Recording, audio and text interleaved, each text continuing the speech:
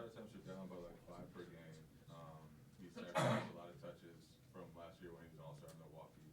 How is his attitude toward fitting in sort of set the stage for you guys and help you fit all the pieces together? Yeah, I mean, I think it kind of goes back to what we talk about, this success looking different for each guy, and shot attempts are down, but efficiency is up in a lot of areas. And, I think the word that we, talk about is like reinvent, and it looks different. And so not necessarily the usage rate or the offensive stats are there, but he's doing so many things in so many other areas.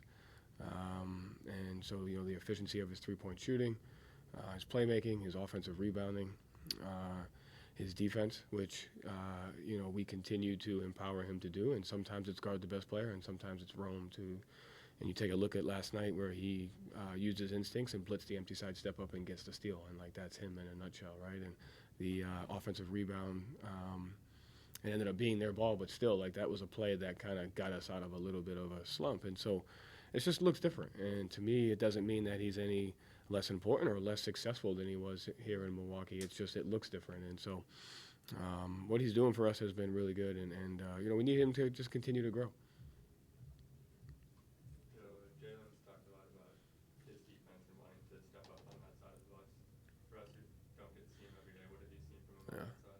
It's the same thing with Drew. Is success looks different. So for so long, really great players in this league are defined by points and shot attempts. And so you take a look at last night, everybody sees Jalen had whatever he had, and I thought he played a really good game offensively, but I thought the best thing he did was defend at a high level and get a couple in-traffic rebounds that sealed the game for us and opportunities. And so just being a two-way player, being a well-rounded player, not whether things are going well for you on the offensive end, understanding that when you take your physicality and your game to another level defensively, it's a difference maker for our team. And I thought he did that last night, and I think he's had moments of that throughout the year. I think all our guys have, and so he's taken the charge in that. And I think that started last year in the Philly series.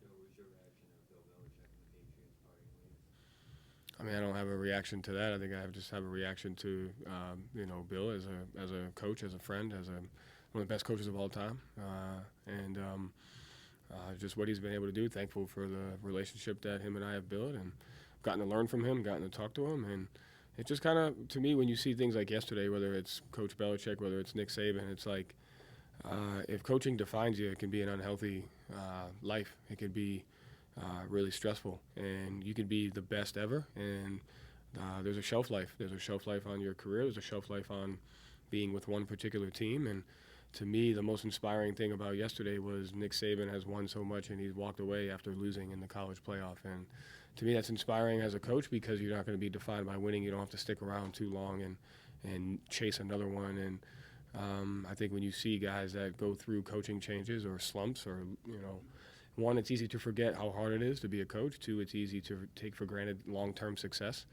And three, it's just we're normal guys that have a job and try to do the best we can. So just grateful for the relationship and the standard that he sets. When you look over training camp and just meeting him or even watching him from afar, was anything specifically you pulled from him as a coach or you as a coach? I would say we share a similar sense of humor, which is very funny. I would also say his attention to detail, but also his ability to look at other sports and build connections. And so the training camp last year, we started talking about 2-for-1s in football and pressing defense and what that can do in basketball. And so his ability to make connections through different sports is kind of a unique way to kind of stay ahead of the curve. You guys have had some good success on these second back-to-backs this season. Aside from having a really good team, do you have anything to attribute that to? I'd say depth, consistency, regardless of who's out there for us.